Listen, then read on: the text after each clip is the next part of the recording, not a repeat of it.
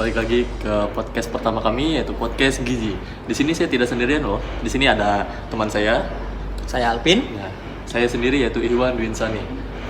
Mas Alpin, di sini kita ingin bertanya dengan siapa ya?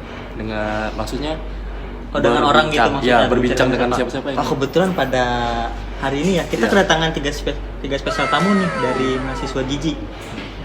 Ini ada 3 tamunya ya. Yang pertama ada Ade Lutfi. Silakan lambaikan kamera, Mas. Kamera temannya. Yang kedua ada Ade Firmo. Lambaikan tangan, Mas. Nah, yang terakhir ada Babang Pamungkas ya. Kita langsung masuk ke topik ya. Nah, gini. Kalian ini kan sebagai mahasiswa Gizi nih, udah 2 semester dong. Lama banget tuh. Nah, saat di dalam 1 semester akhir nih ada pelajaran mikrobiologi setahu saya ya. Iya. Nah, itu kan ada praktikumnya tuh. Dari sekian banyak praktikum tuh, apa sih yang paling menarik tuh? Nah, jadi di sini di jurusan ini banyak sekali kita mempelajari tentang praktikum, banyak praktek-praktek. Nah, di sini juga khususnya di praktikum mikrobiologi. Nah, di situ praktikum mikrobiologi yang paling menarik bagi kami itu praktikum mengenai sterilisasi alat. Nah, di situ kita diajarkan mengenai perkenalan alat-alat di lab, nah yang banyak sekali, ada gelas ukur, labu Erlenmeyer, ada cawan Petri, ada pipet ukur dan lain sebagainya. Nah, di situ kita diajarkan lagi tentang cara mensterilkan alat tersebut. Cukup menarik ya, Mas ya? Cukup banyak juga ya alat-alatnya. Alatnya banyak-banyak. Nah, tadi kan banyak nih alat-alatnya. Sterilisasi alatnya kan pasti juga banyak kan cara-caranya kan. Sterilisasi ini kayak tahap 1, tahap 2 atau berapa lah gitu kan, saya juga kurang tahu nih ya. Nah, dari Mas sendiri tahap yang mana sih yang paling menarik itu? Nah, di sini dari beberapa alat tersebut, nah kami itu yang paling menarik itu di sterilisasi di cawan Petri. Nah, situ sterilisasi cawan Petri itu sangat satisfying saat praktikum, di mana di situ kita diajarkan cara membungkus cawan Petri menggunakan kertas HPS. Nah, kertas HPS itu sendiri sebagai alternatif apabila di lab itu tidak ada itu aluminium foil. Nah, iya. Nah, di situ jadi kami diajarkan dulu tahap awal yaitu menggunakan kertas HPS. Nah, ya, seperti itu. Oh, cukup menarik ya, Mas ya. Iya, Kayak misalkan bahan ini nggak ada gitu, kita bisa pakai bahan lain gitu untuk menggantinya gitu. Iya, benar. Saya kira cuma harus alat-alat ini aja gitu yang dipakai dalam suatu praktikum gitu. Oh iya. Rupanya banyak ya. Iya, benar. Ya, di sini saya ada pertanyaan juga. Apa sih manfaat kalian di praktikum sterilisasi itu?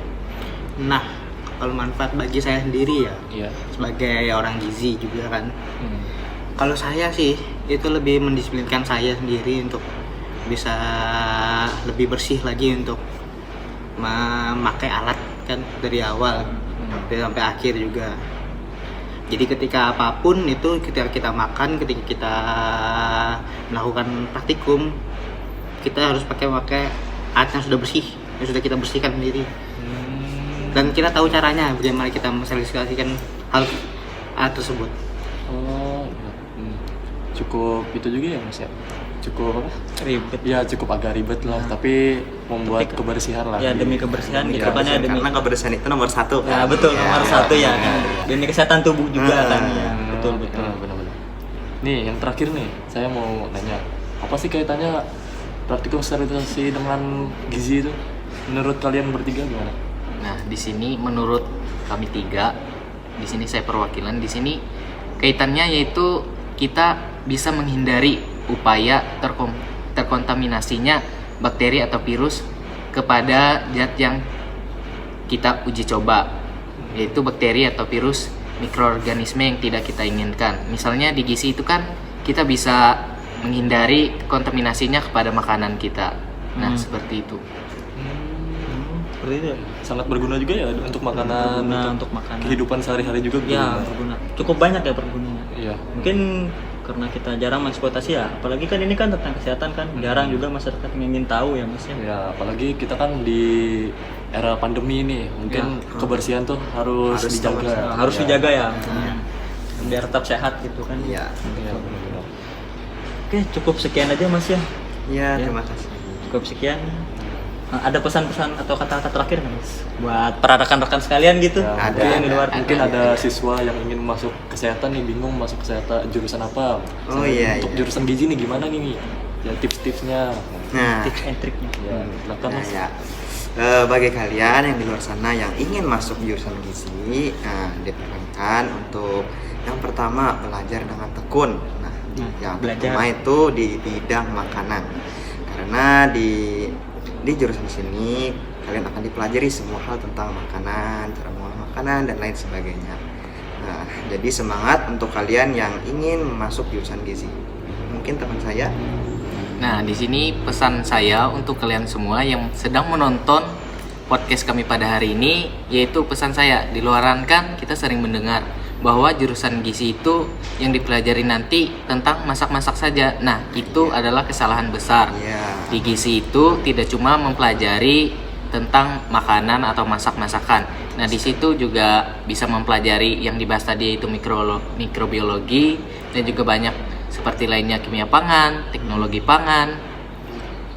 Nah, di sini juga kita sering mendengar jika peluang kerja di gizi ini sedikit. Nah, itu juga kesalahan besar menurut kami, karena kenyataannya di sini peluang pada jurusan gizi, misalnya kita sudah lulus, kita dapat membuka klinik kita sendiri jika kita sudah mengambil profesi. Terus ngambil profesi Mas. Nah, dan tidak cuma itu, kita juga bisa bekerja di restoran, di rumah sakit untuk menjadi ahli gizi di situ. Kayak yang mengatur kayak makanan. Dan Kayak juga- label Iya, makanan iya, itu ya. iya, iya. Dan juga bisa bikin catering sendiri loh. Iya. Catering Sendiri. sehat. Ya, Terus soalnya ada- di situ kita bisa membuat kayak menu diet buat orang yang mau diet gitu, Mas. Jadi bagi teman-teman yang ingin merancang menu diet, nah paling tepat ini masuk jurusan sini. Saya nih ada pertanyaan nih. Iya, iya. Misalnya kalau dari siswa-siswa ingin mengambil abdi negara di bidang perwira karir nih, di bidang kesehatan nih, apakah bisa di bidang kesehatan di gizi, di jurusan gizi ini? Nah, itu sangat bisa. Sekarang sudah banyak itu penerimaan tenaga kesehatan untuk menjadi abdi negara. Salah satunya gizi juga diperlukan Ya. untuk menjadi bagian itu. Nah, itu teman-teman. Jadi, misalnya teman-teman ada yang ingin mendaftarkan di gizi atau bercita-cita menjadi abdi negara di jurusan gizi, itu bisa sangat bisa. Ya Mas Alvin ya? Enggak, betul. Malah peluangnya kayaknya lebih bagus ya. Iya. Kan tinggal masuk aja nanti kan. Ya. Kenalin dulu dong kami bagi yang di rumah gitu. Kami ini siapa sih gitu? Oh, iya. Siapa sih di bidang gizi Oh ini? iya, benar-benar. Oh. Ya, tanya dong. Gimana Ya, Mas? kami ngundang mereka ini bukan asal undang ya. Iya. Mereka ini pilihan terbaik yang akan kami undang gitu. Terbaik bibit-bibit unggul lah. Ya, mereka ini saya dengar mereka primadona loh. Kualitas terutama di jurusan gizi. Mereka primadona, banyak yang disukai perempuan. Nah, iya. Fans itu mereka sekali. banyak. Mereka punya banyak fans. Nah, dan alhamdulillah ini ya, doa saja kepada teman-teman. Di sini kami bertiga akan mewakilkan jurusan gizi untuk lomba di Jakarta nanti. Mudah-mudahan bisa menang. Mohon Ya, dukungannya amin. ya. Nah, yang dimaksud lomba itu kami termasuk di Mawapres, yaitu mahasiswa yang berprestasi di jurusan gizi. Jadi kami bertiga ini akan mewakili kampus kami untuk mengikuti kegiatan tersebut. Iya. Wow. Mau pres. Iya. Pres itu apa? Mau mahasiswa berprestasi ya? Iya. Wow. Sangat berprestasi ya mereka. Berprestasi bertiga. sekali mereka ini Ya, ya, sampai mengikuti kegiatan Ya. gitu ya. Ya. Pantas saja mereka ini jadi primadona Mas Iya, ya. benar. Nah, Ya. dan di semester akhir ini kan semester 2, kami di sini sangat berupaya untuk meningkatkan IPK kami. Dari yang tahun lalu hanya 3, berapa, kami ingin mencapai 3,4. Nah, dan puji Tuhan, teman saya yang di sebelah ini mendapat nilai IPK 4. Iya. Wah, tinggi Mantap sekali sekali ini. kan. Ini sangat luar biasa sekali sih. Harus diapresiasi. Apresiasi sih ini. Capai calon-calon bibit unggul ya, Iya. untuk meneruskan generasi bangsa kita. Benar. Ya, itu aja. Ya itu aja. Mungkin dari Mas Alvin ada yang mau disampaikan dulu untuk teman-teman? Tetap berusaha, jangan pernah menyerah ya semuanya ya, karena masa depan tidak ada yang tahu. Ya, benar. Untuk pantun. teman-teman, ya. Oh, boleh. Untuk pantunnya buah nanas, buah ceri. Tidak lupa dicampur gula, enak sekali. Cukup sekian pertemuan kali ini, semoga kita dapat berjumpa di pertemuan lain kali. Wah. Oke, itu aja. Sekian dan terima kasih. See you next time. Dadah. Bye. Bye.